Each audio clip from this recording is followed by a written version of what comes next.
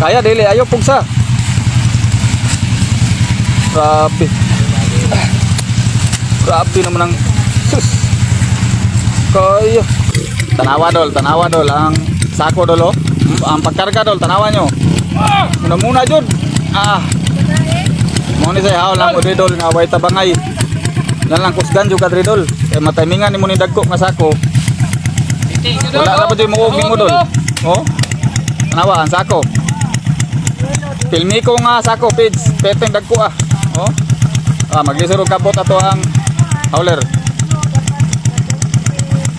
Oh. Ulos! Lambos! Grabe. Lips to lips sa akin. Way gana ang sako no. Tagstinta ka pin ang sako dol. Pagtikay na ni Dre dol.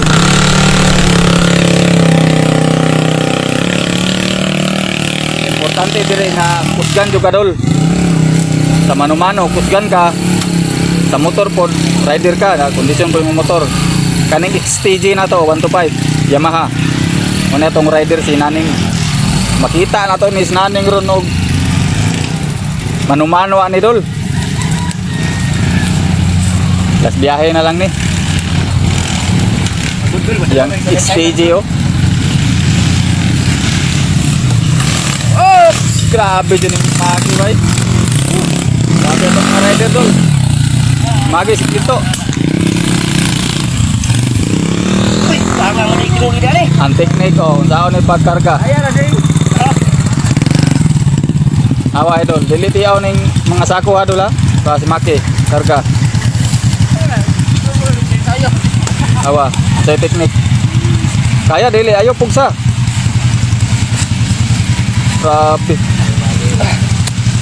Grabe naman ang sus. Kaya, grabe yun. Importante yung akusgan juga dol. Ano das? Grabe, diri makita ang mano-mano. Grabe yung mga sakuha dol. Di basta-basta. Ngani kabagte ka to mga hauler diri sa Mindanao idol, sa Banay-Banay. Oh, mano-mano dito. Grabe. Naning. Oh, ang sako idol. Tanaw niyo, dako pa ni Naning ang sako. Dako kining sako nga pilmi ko dol. Ug di makaya dol ha. Biso siya kaput po. Kaput ay. Kaput.